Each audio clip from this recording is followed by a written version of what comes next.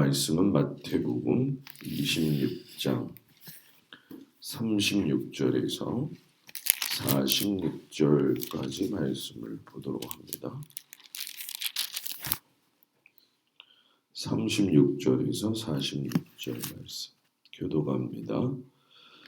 이에 예수께서 제자들과 함께 겟세마네라 하는 곳에 이르러 제자들에게 이르시되 내가 저기 가서 기도할 동안에 너희는 여기 앉아 있으라 하시고 베드로와 세베대의 두 아들을 데리고 가신새 고민하고 슬퍼하사 이에 말씀하시되 내 마음이 매우 고민하여 죽게 되었으니 너희는 여기 머물러 나와 함께 깨어 있으라 하시고 조금 나아가사 얼굴을 땅에 대시고 기대어 기도하여 이르시되 내 아버지여 만일 그를 만하시거든 이 잔을 내게서 지나가게 하옵소서. 그러나 나의 원대로 마옵시고 아버지의 원대로 마옵소서 하시고 제자들에게 오사 그 자는 것을 보시고 베드로에게 말씀하시되 너희가 나와 함께 한 시간도 이렇게 깨어 있을 수 없더냐. 시험에 들지 않게 깨어 기도하라. 마음에는 원이로되 육신이 약하도다 하시고 다시 두 번째 나아가 기도하여 이르시되 내 아버지여 만일 내가 마시지 않고는 이 잔이 내게서 지나갈 수 없거든 아버지의 원대로 되기를 원하나이다 하시고 다시 오사 보신즉 그들이 자니 이는 그들의 눈이 피곤하느니라. 또 그들을 두시고 나아가 세 번째 같은 말씀으로 기도하신 후 이에 제자들에게 오사 이르시되 이제는 자고시라. 보라 때가 가까이 왔으니 인자가 죄인의 손에 팔리느니라. 일어나라 함께 가자 보라 나를 파는 자가 가까이 왔느니라. 아멘. 귀한 아침 주님 앞에 나온 성도들을 축복합니다.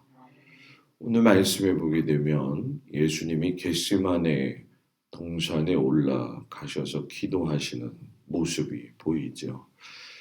여느 때하고는 다르게 그의 사랑하는 제자 베드로와 야고보, 요한을 데리고 함께 기도하러 올라가셨습니다.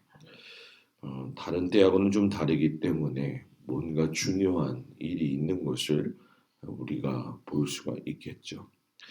겟세마네 동산은 예루살렘 성전산 앞에 바로 위치해 있습니다.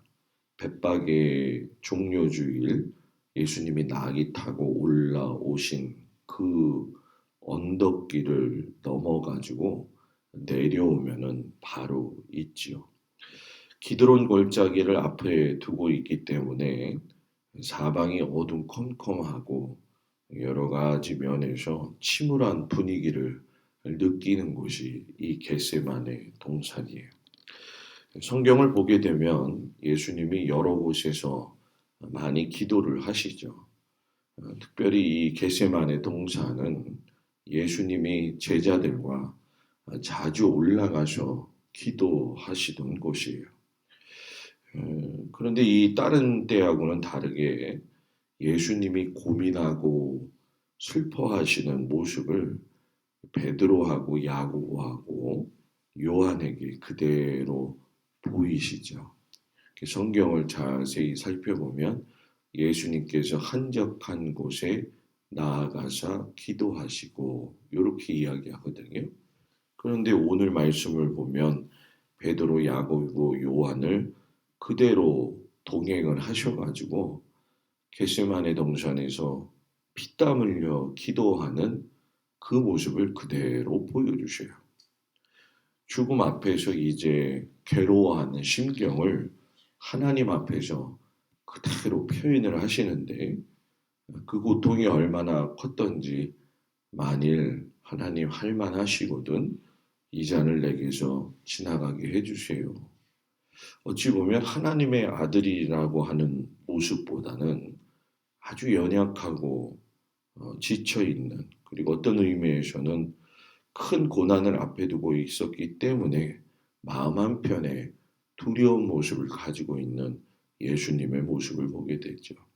우리는 여기서 예수님의 나약함보다는 예수님이 완전한 인간으로 오셨구나.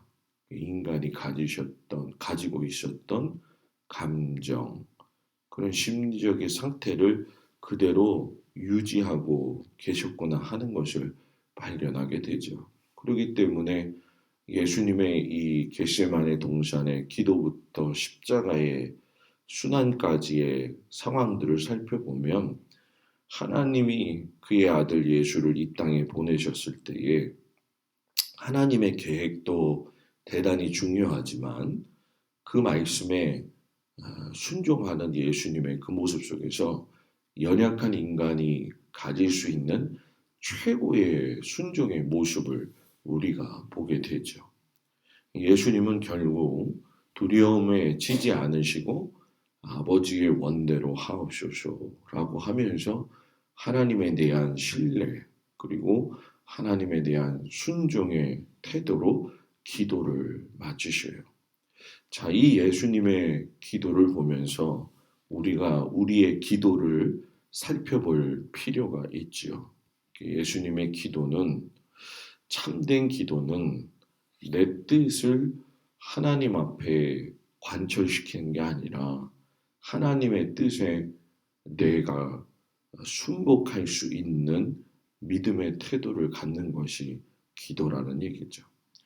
기도가 내 형편을 아릴 수도 있고요.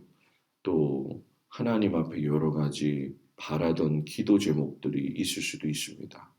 예를 들어서 물질적인 축복과 자녀들의 안녕과 건강을 위해서 나의 건강을 위해서도 하나님 앞에 기도할 수 있는데 이 모든 기도의 내용의 최고점은 결국 왜 내가 그렇게 기도했느냐 이걸 봐야 돼요.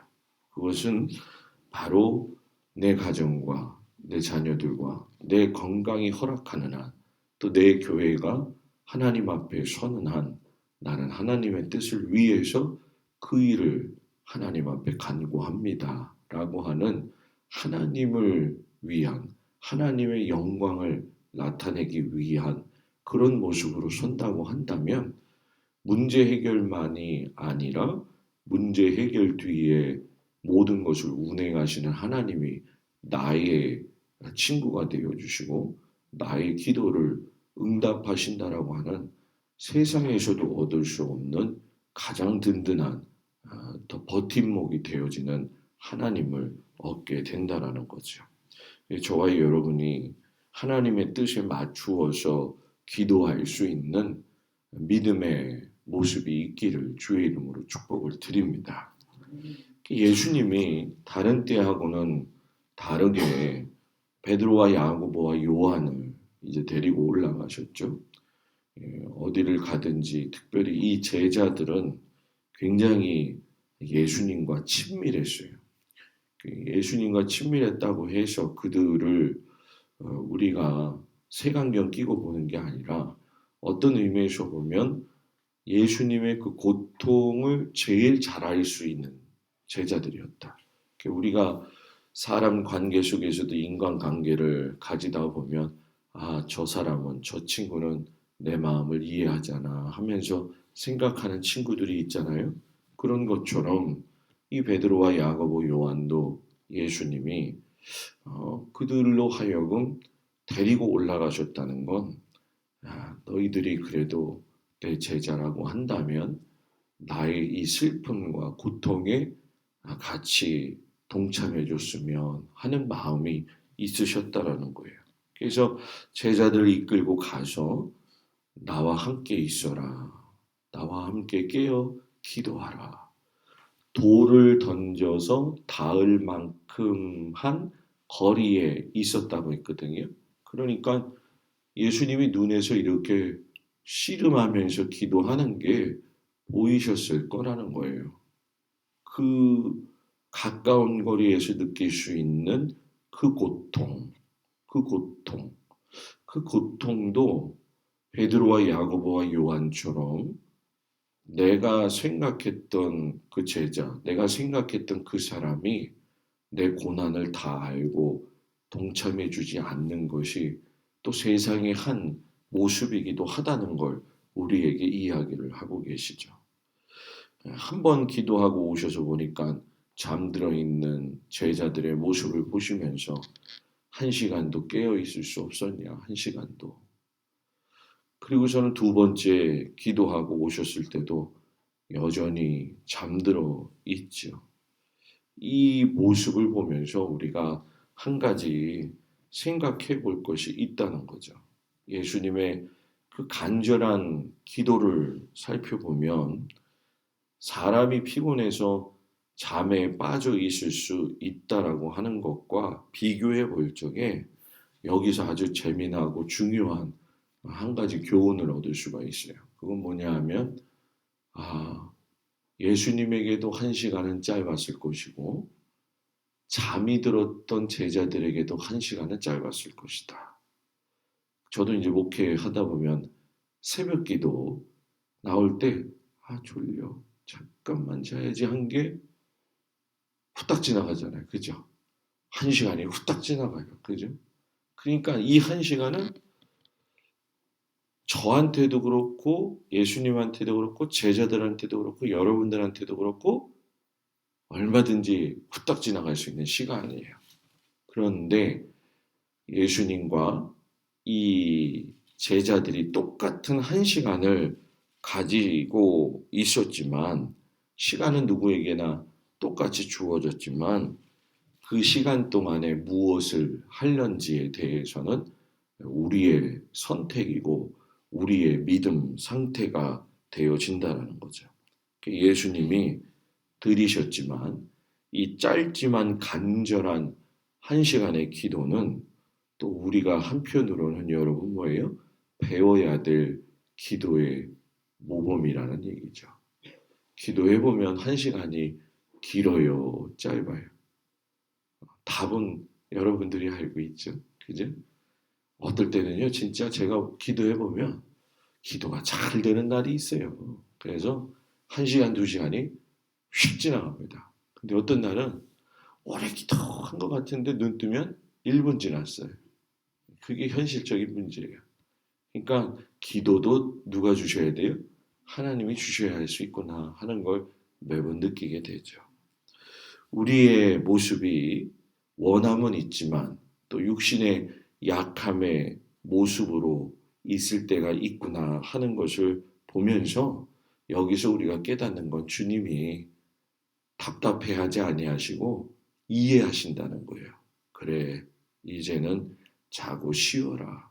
이거는 난 너희들 포기했어. 이게 아니라 하나님 안에서 자신이 순종해야 될 것을 이미 결정을 하셨기 때문에 그들을 향한 애처로운 눈을 가지고 고나게 잠들어 있는 그들의 모습을 보시고 편히 쉬라고 하는 것을 말씀하시거죠. 그래서 더 이상 세 번째 기도 후에는 뭐 고민도 안 하시고 슬픔에 동요가 되지 않으시죠. 그래서 이 기도가 끝나자마자 바로 우리가 잘 아는 것처럼 로마 군병들이 가론 유다와 함께 와서 예수님을 바로 붙잡아 가지고 가는 과정을 보게 되면 전혀 말씀하시지 않아요. 이번 주의 주일 설교가 침묵하시는 예수님에 대해서 말씀을 드릴 건데 어떻게 보면 깔깔대고 비난하고 조롱하고 있는 로마 군인 앞에서의 예수님의 침묵은 대단한 힘이었다. 대단한 힘이었다. 더 이상 고민도 없으시고 슬픔도 없으시고 당당히 맞으시는 그 모습. 그러니까 시험을 통과하시는데 담대하게 통과하시더라는 거죠.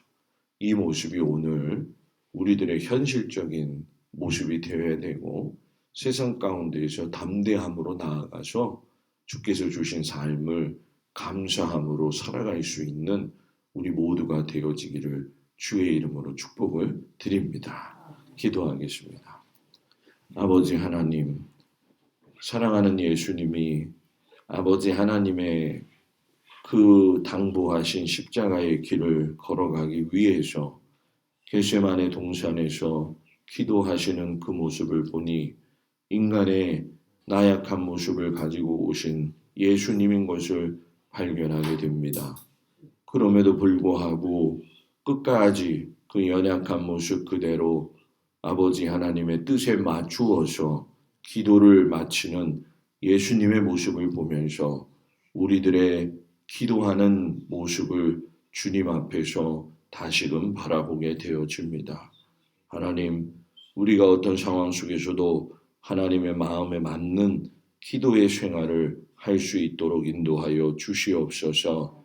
우리가 이렇게 예수님이 고통당하는 그 순간 앞에 있음에도 불구하고 베드로와 야고보와 요한처럼 깨어 있을 수 없었던 그 모습이 있을 때가 많습니다. 깨어 있을 수 있는 힘을 허락하여 주시옵소서. 그래서 아버지의 세상 가운데서 당당히 맞서갈 수 있는 믿음의 귀한 백성들이 되어지도록 함께하여 주시옵소서. 아버지 하나님께서 오늘도 귀한 하루 주님 눈동자와 같이 지켜주시고 하나님이 주시는 힘으로 살아가게 하여 주시옵소서.